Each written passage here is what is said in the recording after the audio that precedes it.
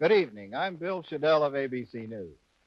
It's my privilege this evening to preside at this, the third in the series of meetings on radio and television of the two major presidential candidates.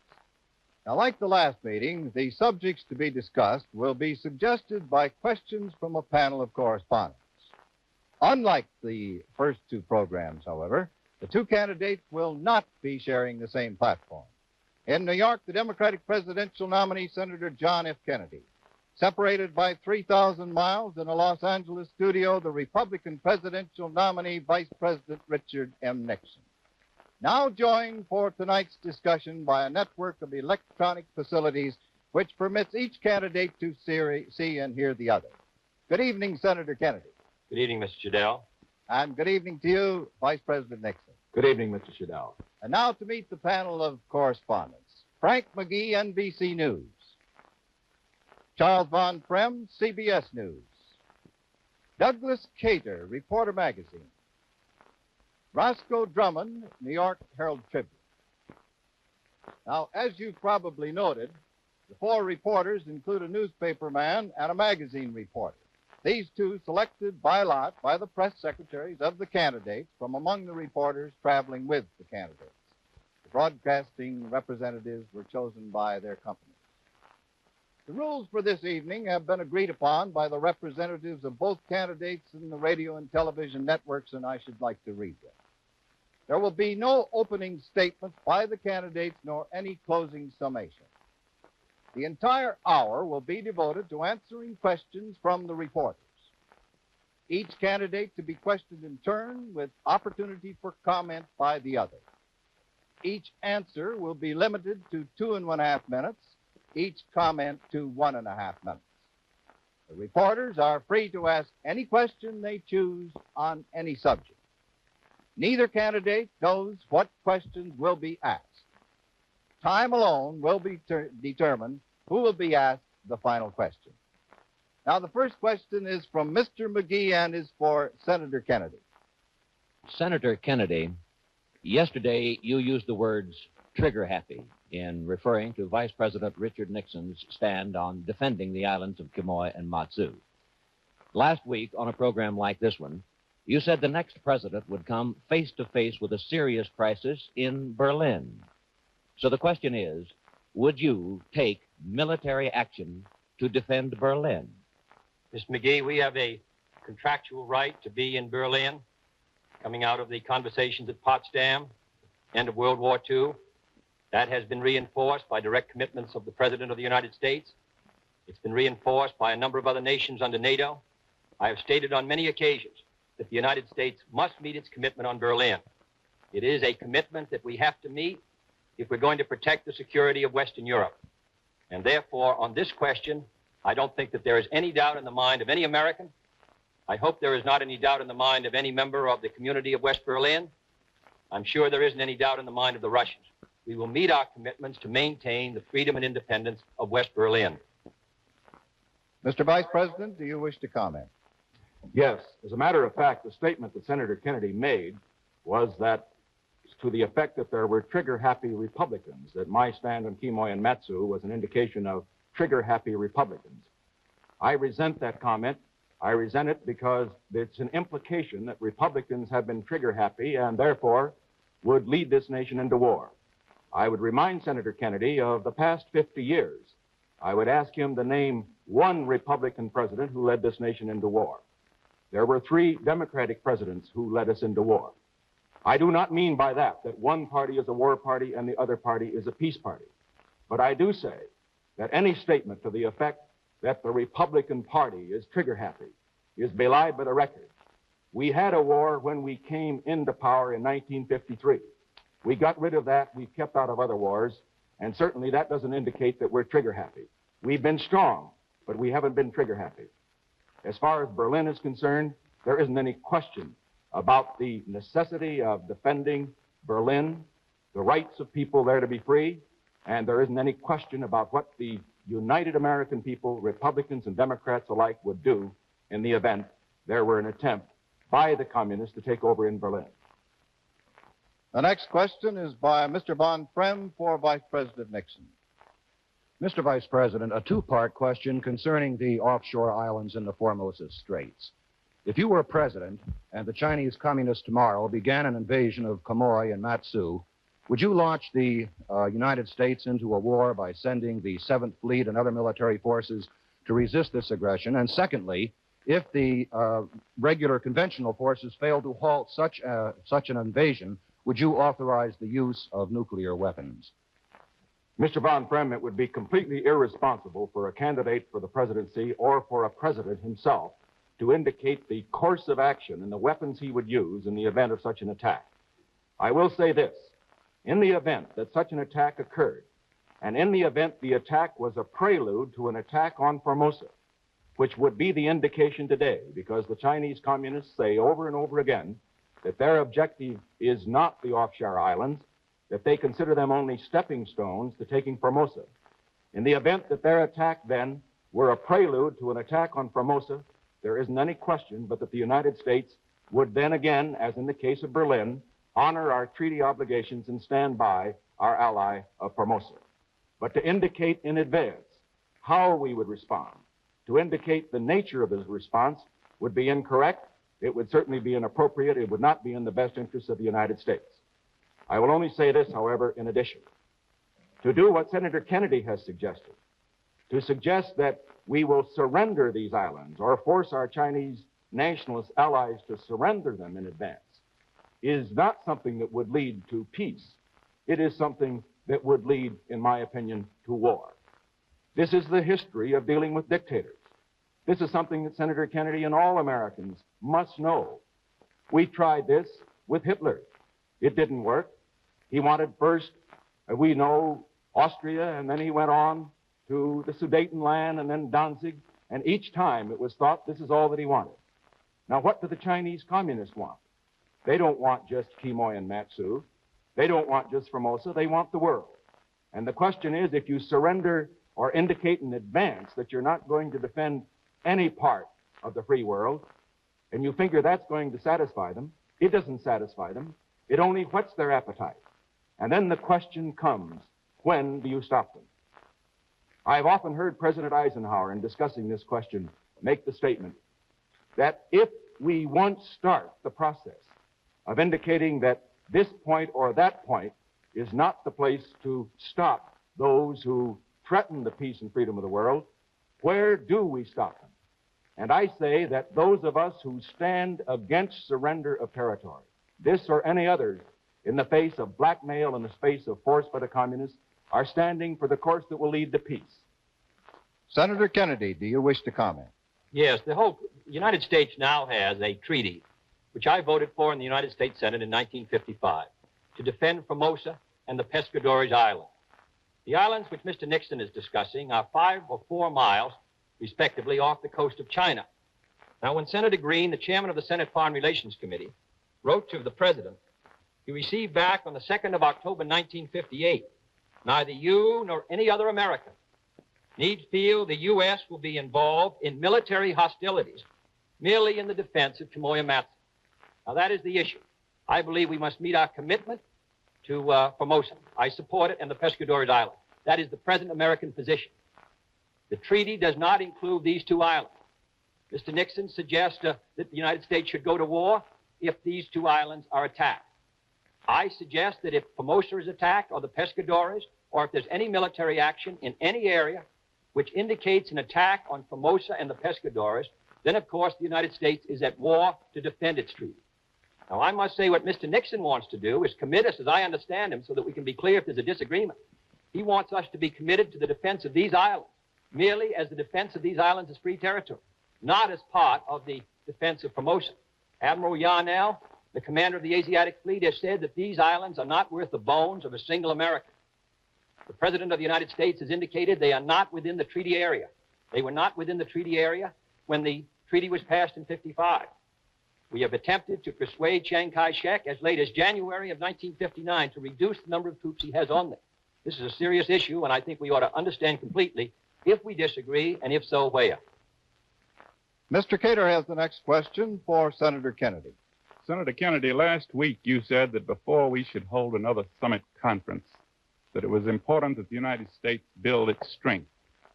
Modern weapons take quite a long time to build. What sort of prolonged period do you envisage before there can be a summit conference? And do you think that there can be any new initiatives on the grounds of nuclear disarmament, nuclear control, or weapons control during this period? Well, I think we should strengthen our conventional forces, and we should attempt in January, February, and March of next year to increase the airlift capacity of our conventional forces. Then I believe that we should move full-time on our missile production, particularly on Minuteman and on Polaris. It may be a long period, but we must get started immediately. Now, on the question of disarmament, particularly nuclear disarmament, I must say that I feel that another effort should be made by a new administration in January of 1961 to renew negotiations with the Soviet Union and see whether it's possible to come to some conclusion which will lessen the chances of contamination of the atmosphere and also lessen the chances that other powers will begin to possess a nuclear capacity. There are indications because of new inventions that 10, 15, or 20 nations will have a nuclear capacity, including Red China, by the end of the presidential office in 1964. This is extremely serious. There have been many wars in the history of mankind, and to take a chance now and not make every effort that we could make to provide for some control over these weapons, I think would be a great mistake. One of my disagreements with the present administration has been that I don't feel a real effort has been made on this very sensitive subject, not only of nuclear control, but also of general disarmament. Less than 100 people have been working throughout the entire federal government on this subject, and I believe it's been reflected in our success and failures at Geneva. Now, we may not succeed. The Soviet Union may not agree to an inspection system. We may not be able to get satisfactory assurances. It may be necessary for us to begin testing again. But I hope the next administration, and if I have anything to do with it, the next administration will make one last great effort to provide for control of nuclear testing, control of nuclear weapons, if possible, control of outer space, free from weapons, and also to begin again the subject of general disarmament levels. These must be done. If we cannot succeed, then we must strengthen ourselves. But I would make the effort, because I think the fate not only of our own civilization, but I think the fate of the world and the future of the human race is involved in preventing a nuclear war. Mr. Vice President, your comment? Yes, I am going to make a major speech on this whole subject next week before the next debate, and I will have an opportunity then to answer any other questions that may arise with regard to my position on it. There isn't any question but that we must move forward in every possible way to reduce the danger of war, to move toward controlled disarmament, to control tests. But also, let's have in mind this. When Senator Kennedy suggests that we haven't been making an effort, he simply doesn't know what he's talking about. It isn't a question of the number of people who are working in an administration. It's a question of who they are.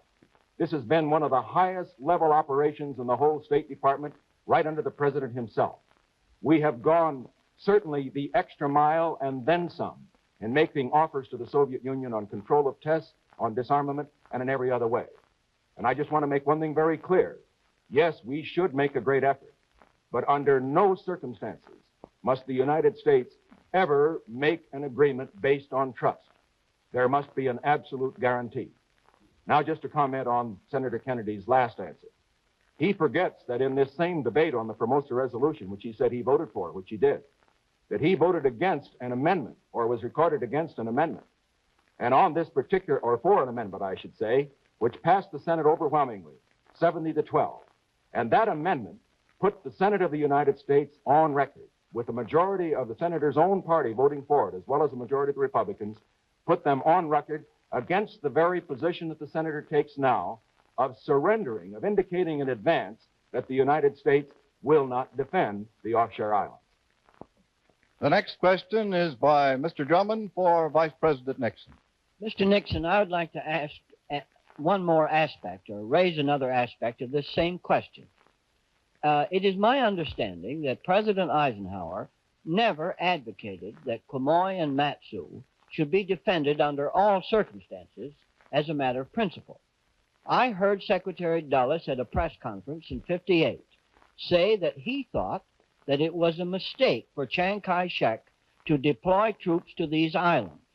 I would like to ask what has led you to take what appears to be a different position on this subject. Well, Mr. Drummond, first of all, referring to Secretary Dulles' press conference, I think if you read it all, and I know that you have, you will find that Secretary Dulles also indicated in that press conference that when the troops were withdrawn from Quemoy, that the implication was, certainly of everything that he said, that Quemoy could better be defended. There were too many infantrymen there, not enough heavy artillery. And certainly I don't think there was any implication in Secretary Dulles' statement that Quemoy and Matsu should not be defended in the event that they were attacked, and that attack was a preliminary to an attack on Formosa. Now, as far as President Eisenhower is concerned, I have often heard him discuss this question. As I related a moment ago, the President has always indicated that we must not make the mistake in dealing with the dictator of indicating that we are going to make a concession at the point of a gun. Whenever you do that, inevitably, the dictator is encouraged to try it again. So first it will be Quemoy and Matsu. Next it may be Formosa. What do we do then? My point is this, that once you do this, follow this course of action, of indicating that you are not going to defend a particular area, the inevitable result is that it encourages a man who is determined to conquer the world to press you to the point of no return, and that means war. We went through this tragic experience leading to World War II. We learned our lesson again in Korea. We must not learn it again. That is why I think the Senate was right, including a majority of the Democrats, a majority of the Republicans, when they rejected Senator Kennedy's position in 1955. And incidentally, Senator Johnson was among those who rejected that position, voted with the 70 against the 12. The Senate was right because they knew the lesson of history.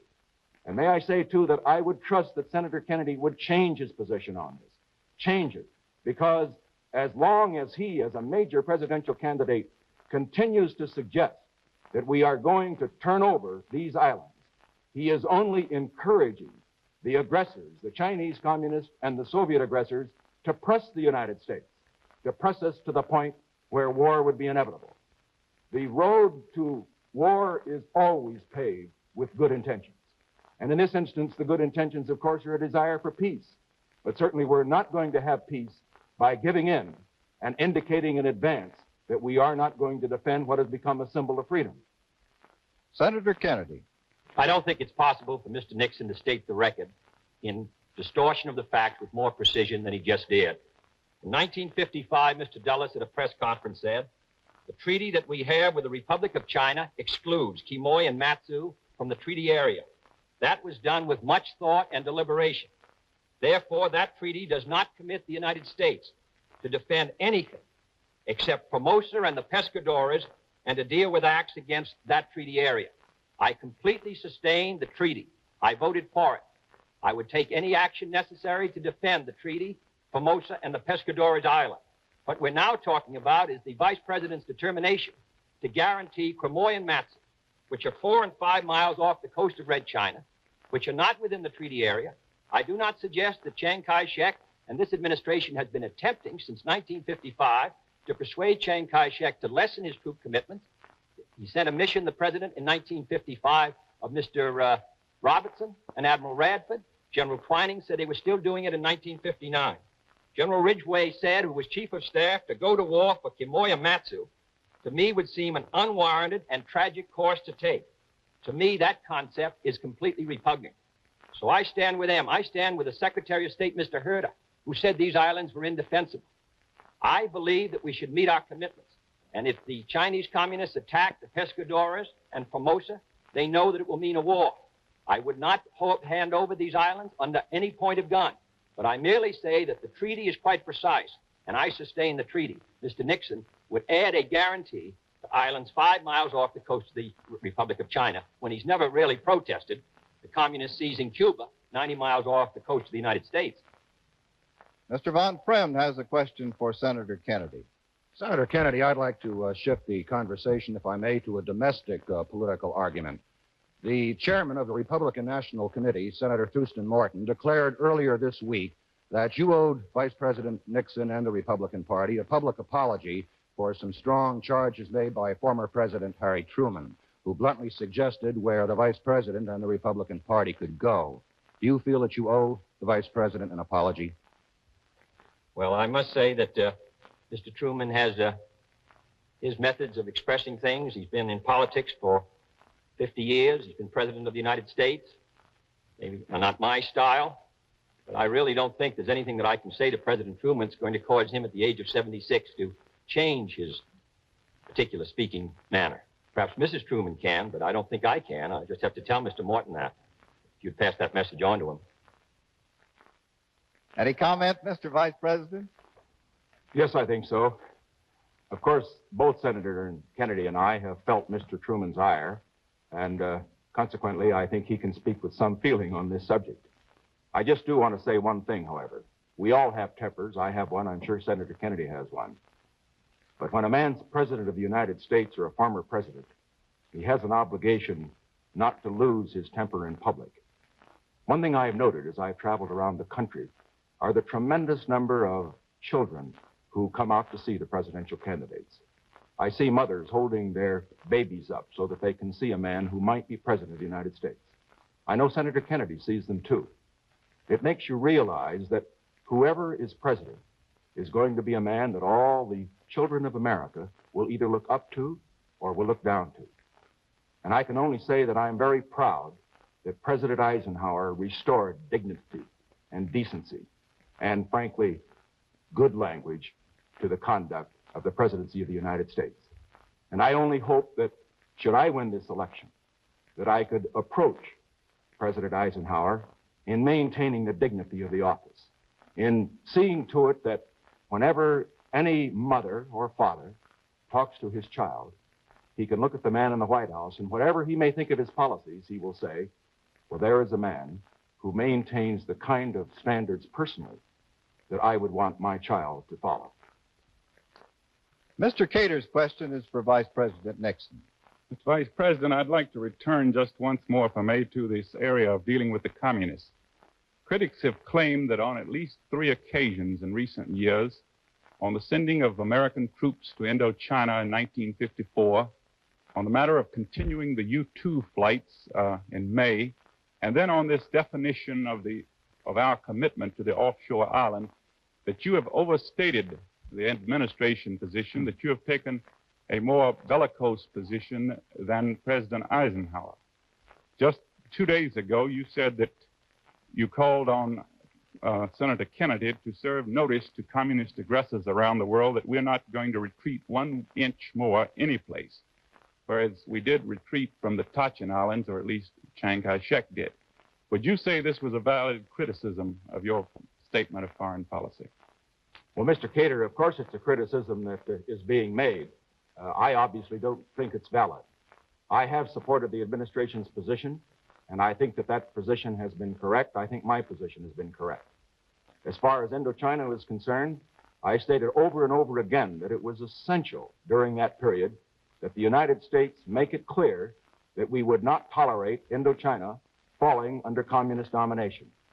Now, as a result of our taking the strong stand that we did, the civil war there was ended. And today, at least in the south of Indochina, the communists have moved out, and we do have a strong, free bastion there. Now, looking to the U-2 flights, I would like to point out that I have been supporting the president's position throughout. I think the president was correct in ordering these flights. I think the president was correct, certainly, in his decision to continue the flights while the conference was going on.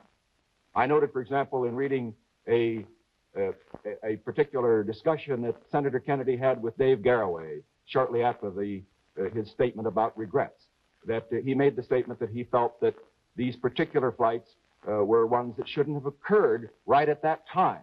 And the indication was, how would Mr. Khrushchev have felt if we had had a flight over how would we have felt if Mr. Khrushchev had a flight over the United States while he was visiting here? And the answer, of course, is that communist espionage goes on all the time. The answer is that the United States can't afford to have an espionage lag, or should I say an intelligence lag, any more than we can afford to have a missile lag. Now, referring to your question with regard to Quemoy and Matsu, What I object to here is the constant reference to surrendering these islands. Senator Kennedy quotes the record, which he read from a moment ago.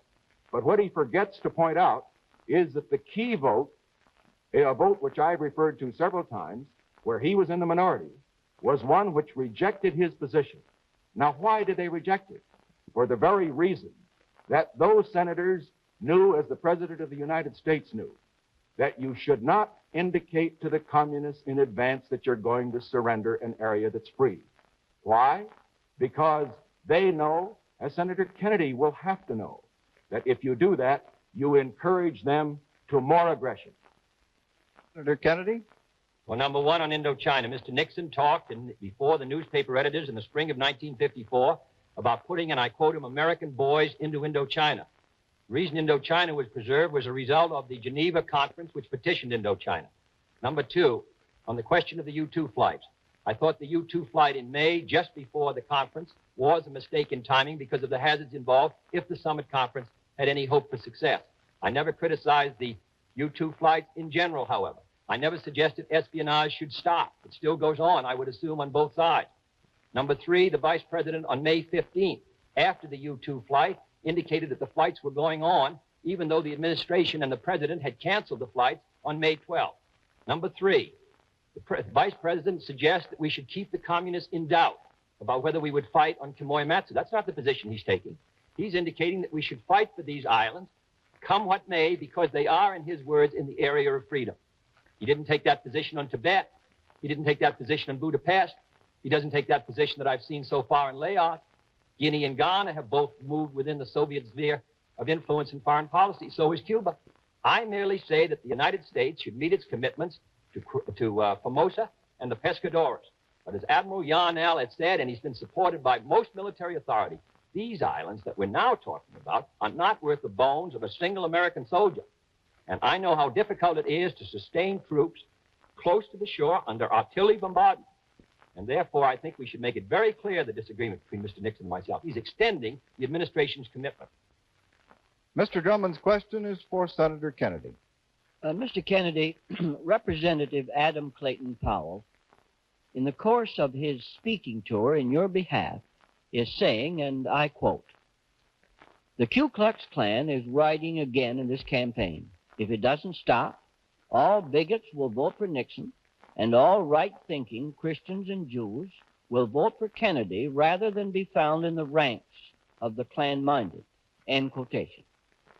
Governor Michael DeSalle is saying much the same thing.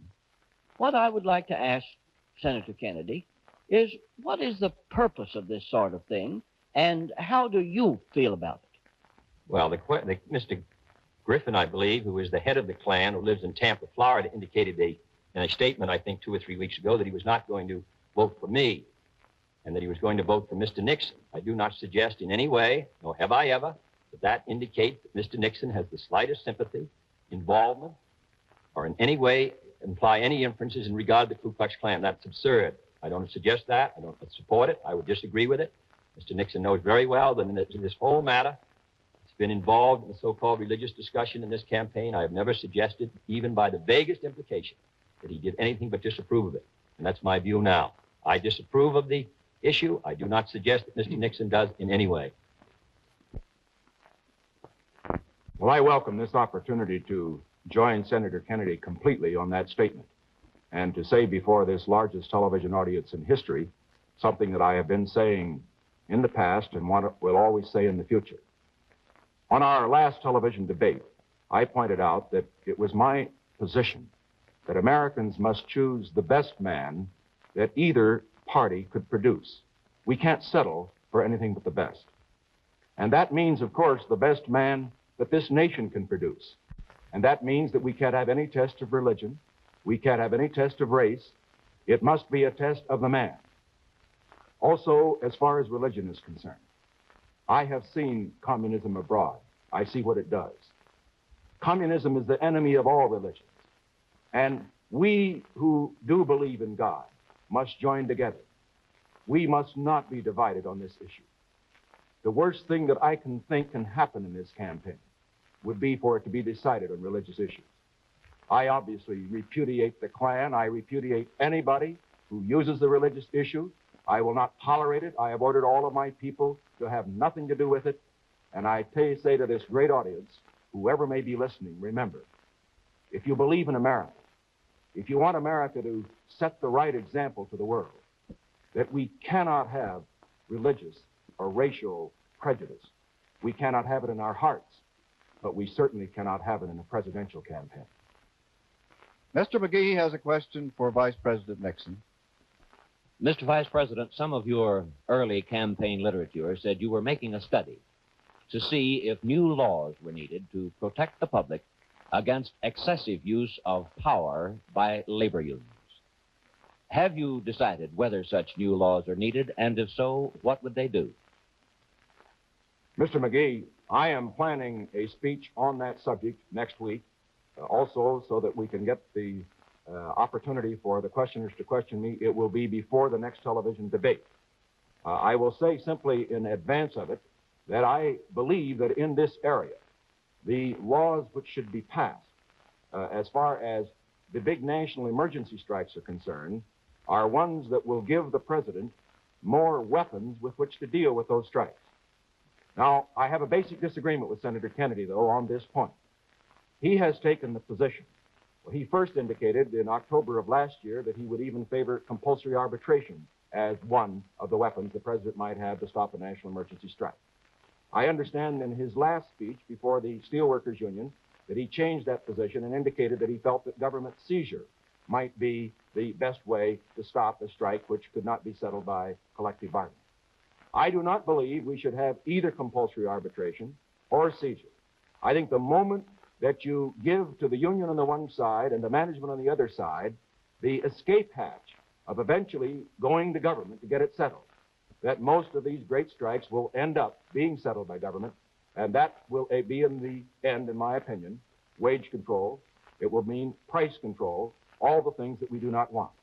I do believe, however, that we can give to the President of the United States powers in addition to what he presently has in the fact-finding area, which would enable him to be more effective than we have been in handling these strikes. One last point I should make. The record in handling them has been very good during this administration. We have had less man-hours lost by strikes in these last 7 years than we had in the previous 7 years by a great deal. And I only want to say that however good the record is, it's got to be better. Because in this critical year period of the 60s, we've got to move forward. All Americans must move forward together, and we have to get the greatest cooperation possible between labor and management. We cannot afford stoppages of massive effect on the economy when we're in the terrible competition we're in with the Soviets. Senator, your comment? Well, I always have difficulty recognizing my positions when they're stated by the Vice President. I never suggested that compulsory arbitration was the solution for national emergency disputes. I'm opposed to that. I was opposed to it in October 1958. I have suggested that the President should be given other weapons to protect the national interest in case of national emergency strikes beyond the injunction provision of the Taft-Hartley Act. I don't know what other weapons the Vice President is talking about. I'm talking about giving him 4 or 5 tools, not only the fact-finding committee that he now has under the injunction provision, not only the injunction, but also the power of the fact-finding commission to make recommendations, recommendations which would not be binding, but nevertheless would have great force of public opinion behind them. One of the additional powers that I would suggest would be seizure. There might be others.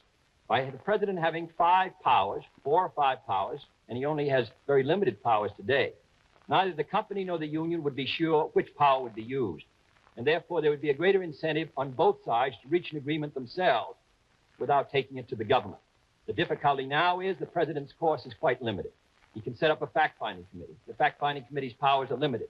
He can provide an injunction if there's a national emergency for 80 days. Then the strike can go on, and there are no other powers or actions that the President could take unless he went to the Congress. This is a difficult and sensitive matter, but to state my view precisely, the President should have a variety of things he could do. He could leave the parties in doubt as to which one he would use, and therefore there would be incentive, instead of as now, the steel companies were ready to take the strike because they felt the injunction of 80 days would break the union, which didn't happen.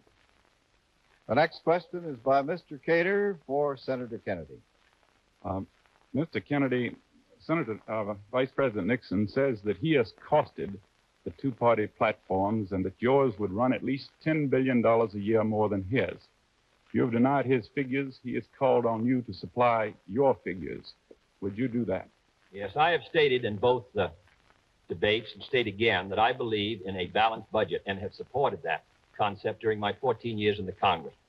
The only two times when an unbalanced budget is warranted would be during a serious recession, and we had that in '58 in an unbalanced budget of $12 billion, or a national emergency where there should be large expenditures for national defense, which we had in World War II and during part of the Korean War.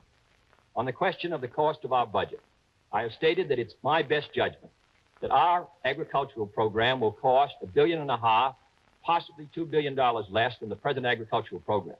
My judgment is that the program the Vice President put forward, which is an extension of Mr. Benson's program, will cost $1 billion more than the present program, which costs about $6 billion a year, the most expensive in history. We spent more money on agriculture in the last 8 years than the 100 years of the Agricultural Department before that.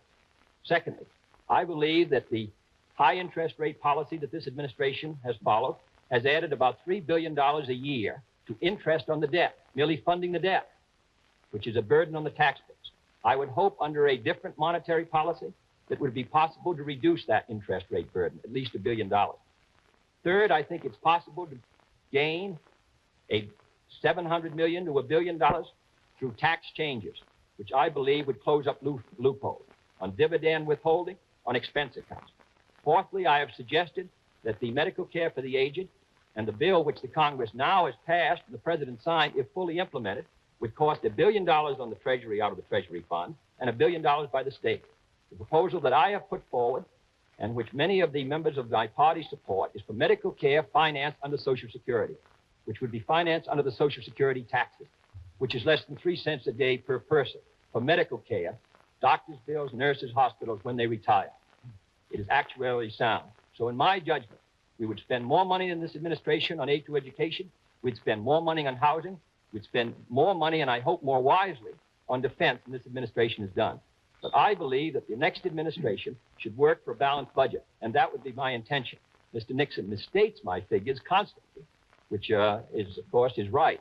But the fact of the matter is, here is where I stand, and I just want to have it on the public record. Mr. Vice President? Senator Kennedy has indicated on several occasions in this program tonight that I've been misstating his record and his figures.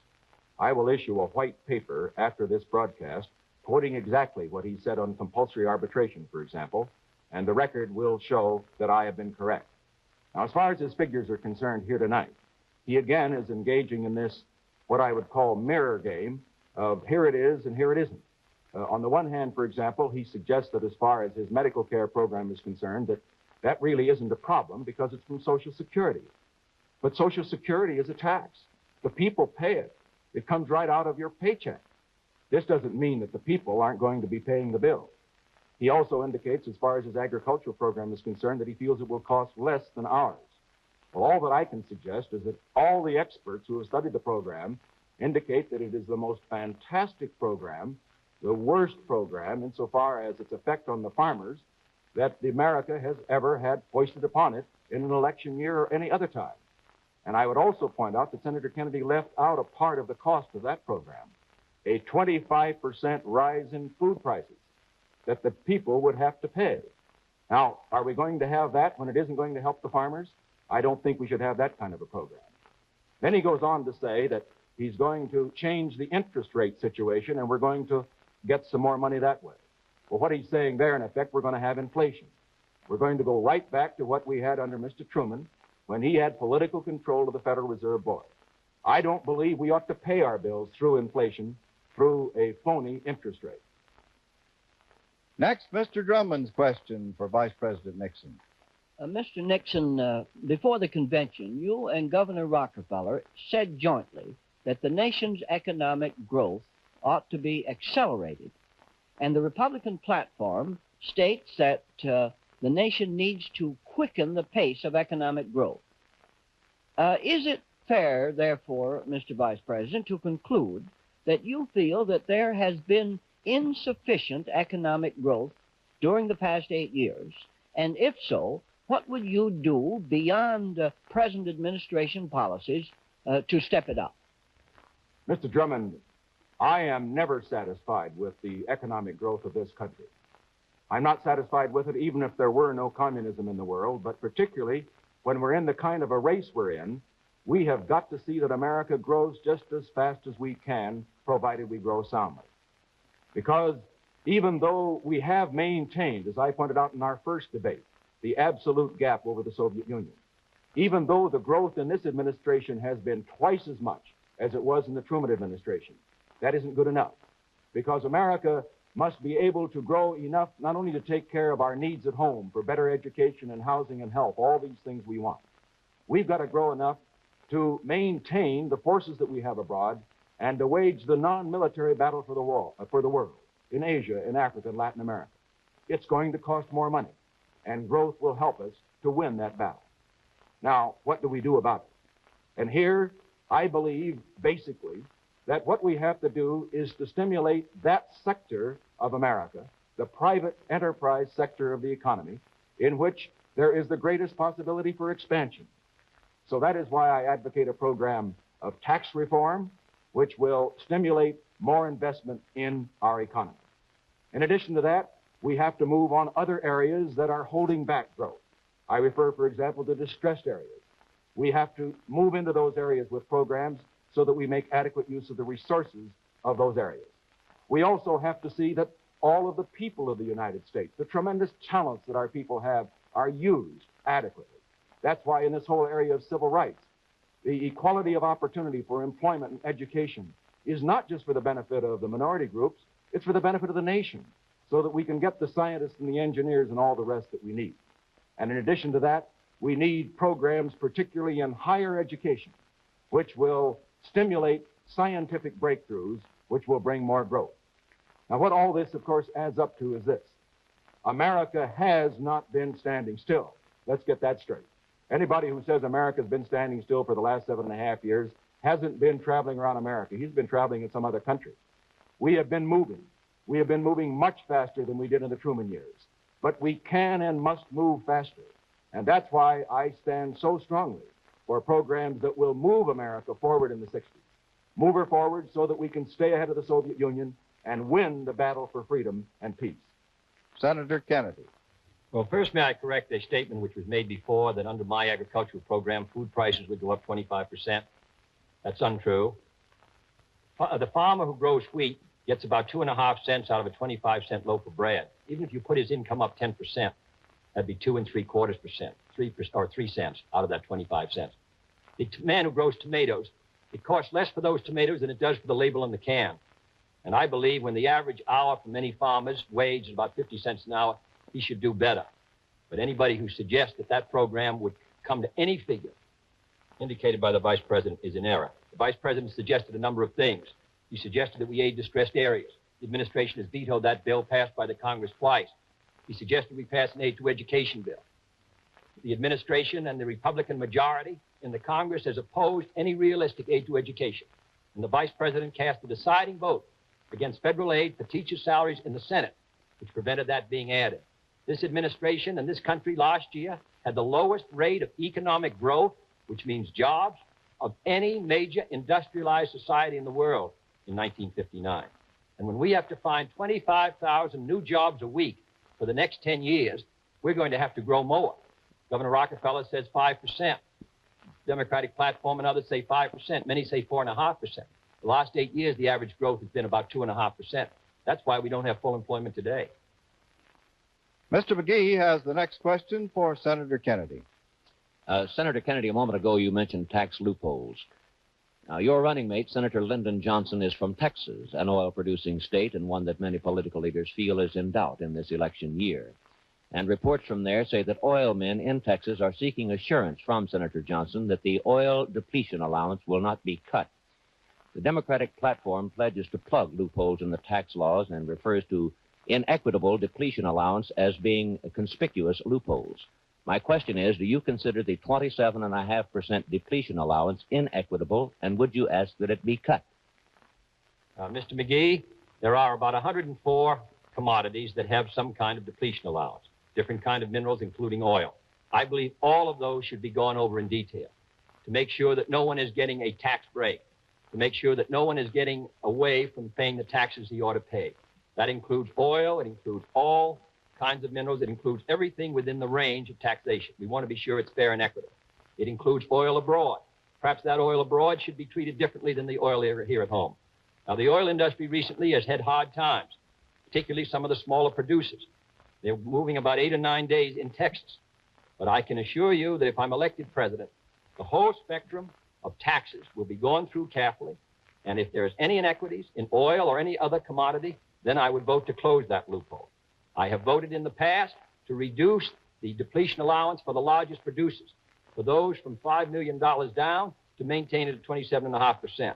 I believe we should study this and other allowances, tax expense, dividend expenses, and all the rest, and make a determination of how we can stimulate growth, how we can provide the revenue needed to move our country forward. Mr. Vice President. Well, Senator Kennedy's position and mine are completely different on this. I favor the present depletion allowance. I favor it not because I want to make a lot of oil men rich, but because I want to make America rich. Why do we have a depletion allowance? Because this is the stimulation, the incentive for companies to go out and explore for oil, to develop it. If we didn't have a depletion allowance of certainly, I believe, the present amount, we would have our oil exploration cut substantially in this country. Now, as far as my position then is concerned, it is exactly opposite to the senators, and it's because of my belief that if America is going to have the growth that he talks about and that I talk about and that we want, the thing to do is not to discourage individual enterprise, not to discourage people to go out and discover more oil and minerals, but to encourage them. And so he would be doing exactly the wrong thing. One other thing. He suggests that there are a number of other items in this whole depletion field that could be taken into account. He also said a moment ago that we would get more money to finance his programs by revising the tax laws, including depletion. I should point out that as far as depletion allowances are concerned, the oil depletion allowance is one that provides 80% of all of those involved in depletion. So you're not going to get much from revenue insofar as depletion allowances are concerned unless you move in the area that he indicated. But I oppose it. I oppose it for the reasons that I mentioned. I oppose it because I want us to have more oil exploration and not less. Gentlemen, if I may remind you, time is growing short, so please keep your questions and answers as brief as possible, consistent with clarity. Mr. Von Frem for Vice President Nixon. Mr. Vice President, in the past 3 years, there has been an exodus of more than $4 billion of gold from the United States, apparently for two reasons: because exports have slumped and haven't covered imports, and because of increased American investments abroad. If you were president, how would you go about stopping this departure of gold from our shores? Well, Mr. Von Frem, the first thing we have to do is to continue to keep confidence abroad in the American dollar. That means that we must continue to have a balanced budget here at home in every possible circumstance that we can. Because the moment that we have loss of confidence in our own fiscal policies at home, it results in gold flowing out. Secondly, we have to increase our exports as compared with our imports. And here we have a very strong program going forward in the Department of Commerce. This one must be stepped up. Beyond that, as far as the gold supply is concerned, and as far as the movement of gold is concerned, we have to bear in mind that we must get more help from our allies abroad in this great venture in which all free men are involved of winning the battle for freedom. Now, America has been carrying a tremendous load in this respect. I think we have been right in carrying it. I have favored our programs abroad for economic assistance and for military assistance. But now we find that the countries of Europe, for example, that we have aided, and Japan that we've aided in the Far East, these countries, some are former enemies, some are friends, have now recovered completely. They have got to bear a greater share of this load of economic assistance abroad. That's why I am advocating and will develop during the course of the next administration, if of course I get the opportunity, a program in which we enlist more aid from these other countries on a concerted basis in the programs of economic development for Africa, Asia, and Latin America. The United States cannot continue to carry the major share of this burden by itself. We can carry a big share of it, but we've got to have more help from our friends abroad And these three factors, I think, will be very helpful in reversing the gold flow which you spoke about. Senator Kennedy. Just to correct the record, Mr. Nixon said on depletion that his record was the opposite of mine. What I said was that this matter should be thoroughly gone into to make sure that there aren't loopholes. If his record is the opposite of that, that means that he doesn't want to go into it. Now, on the question of the gold, the difficulty, of course, is that we do have heavy obligations abroad, that we therefore have to maintain not only a favorable balance of trade, but also send a good deal of our dollars overseas to pay our troops, maintain our bases, and sustain other economies. In other words, if we're going to continue to maintain our position in the 60s, we have to maintain a sound monetary and fiscal policy. We have to have control over inflation. And we also have to have a favorable balance of trade. We have to be able to compete in the world market. We have to be able to sell abroad more than we consume from abroad if we're going to be able to meet our obligations. In addition, many of the countries around the world still keep restrictions against our goods, going all the way back to the days when there was a dollar shortage. Now there isn't a dollar shortage, and yet many of these countries continue to move against our goods. I believe that we must be able to compete in the market, steel and in all the basic commodities abroad. We must be able to compete against them because we always did because of our technological lead. We have to be sure to maintain that. We have to persuade these other countries not to restrict our goods in coming in, not to act as if there was a dollar gap. And third, we have to persuade them to assume some of the responsibilities that up till now we've maintained to assist underdeveloped countries in Africa, Latin America, and Asia make an economic breakthrough on their own. Mr. Drummond's question now for Senator Kennedy. Senator Kennedy, a question on American prestige. In light of the fact that the Soviet ambassador was recently expelled from the Congo and that Mr. Khrushchev has this week canceled his trip to Cuba for fear of stirring resentment throughout all Latin America, I would like to ask you to spell out somewhat more fully how you think we should measure American prestige to determine whether it is rising or whether it is falling. Well, I think there are many tests, Mr. Drummond, of prestige. And the significance of prestige, really, is because we're so identified with the cause of freedom. Therefore, if we're on the mount, if we're rising, if our influence is spreading, if our prestige is spreading, then those who stand now on the razor edge of decision between us or between the communist system, wondering whether they should use the system of freedom to develop their countries or the system of communism, they'll be persuaded to follow our example. There have been several indications that our prestige is not as high as it once was. Mr. George Allen, the head of our information service, said that a result of our being second in space in the Sputnik in 1957, and I quote him, I believe, I paraphrase him accurately, he said that many of these countries equate space developments with scientific productivity and scientific advancement. And therefore, he said, many of these countries now feel that the Soviet Union, which was once so backward, is now on a par with the United States. Secondly, the economic growth of the Soviet Union is greater than ours. Mr. Dulles has suggested it's from 2 to 3 times as great as ours. This has a great effect on the underdeveloped world, which faces problems of low income and high population density and inadequate resources. 3, a Gallup poll taken in February asked people in 10 countries which country they thought would be first in 1970, both scientifically and militarily. And a majority in every country except Greece felt that it would be the Soviet Union by 1970. 4, in the votes at the UN, particularly the vote dealing with Red China last Saturday, we received the support on the position that we had taken of only 2 African countries.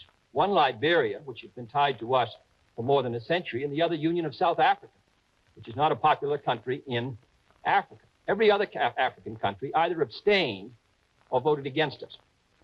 More countries voted against us in Asia on this issue than voted with us. On the neutralist resolution, which we were so much opposed to, the same thing happened. The candidate who was a candidate for the president of Brazil took a trip to Cuba to call on Mr. Castro during the election in order to get the benefit of the Castro supporters within Brazil. There are many indications. Guinea and Ghana, 2 independent countries within the last 3 years. Guinea in 57, Ghana within the last 18 months, both now are supporting the Soviet foreign policy at the UN. Mr. Herter said so himself. Laos is moving in that direction. So I would say our prestige is not so high. No longer do we give the image of being on the rise. No longer do we give an image of vitality. Mr. Vice President. Well, I would say, first of all, that Senator Kennedy's statement that he just made is not going to help our Gallup polls abroad, and it isn't going to help our prestige either. Let's look at the other side of the coin.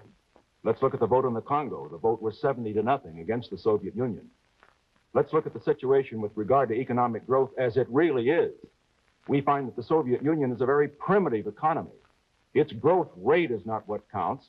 It's whether it is catching up with us, and it is not catching up with us. We're well ahead, and we can stay ahead, provided we have confidence in America and don't run her down in order to build her up. We could look also at other items which Senator Kennedy has named, but I will only conclude by saying this. In this whole matter of prestige, in the final analysis, it's whether you stand for what's right. And getting back to this matter that we discussed at the outset, the matter of Quemoy and Matsu, I can think of nothing that will be a greater blow to the prestige of the United States among the free nations in Asia than for us to take Senator Kennedy's advice to go against what a majority of the members of the Senate, both Democrat and Republican, did and said in 1955, and to say in advance, we will surrender an area to the communists. In other words, if the United States is going to maintain its strength and its prestige, we must not only be strong militarily and economically, we must be firm diplomatically. Certainly, we have been speaking, I know, of whether we should have retreat or defeat. Let's remember that the way to win is not to retreat and not to surrender. Thank you, gentlemen. As we mentioned at the opening of this program, the candidates agreed that the clock alone would determine who had the last word. The two candidates wish to thank the networks for the opportunity to appear for this discussion. I would repeat the ground rules likewise agreed upon by representatives of the two candidates and the radio and television networks. The entire hour was devoted to answering questions from the reporters. Each candidate was questioned in turn, and each had the opportunity to comment on the answer of his opponent. The reporters were free to ask any question on any subject. Neither candidate was given any advance information on any question that would be asked. Those were the conditions agreed upon for this third meeting of the candidates tonight. Now, I might add that also agreed upon was the fact that when the hour got down to the last few minutes, if there was not sufficient time left for another question and suitable time for answer and comment, the questioning would end at that point. That is the situation at this moment. And after reviewing the rules for this evening, I might use the remaining few moments of the hour to tell you something about the other arrangements for this debate with the participants a continent apart. I would emphasize first that each candidate was in a studio alone except for 3 photographers and 3 reporters of the press and the television technicians. Those studios, identical in every detail of lighting, background, physical equipment, even to the paint used in decorating. We newsmen in a third studio have also experienced a somewhat similar isolation. Now, I would remind you, the 4th in the series of these historic joint appearances, scheduled for Friday, October 21st. At that time, the candidates will again share the same platform to discuss foreign policy. This is Bill Shadel. Good night.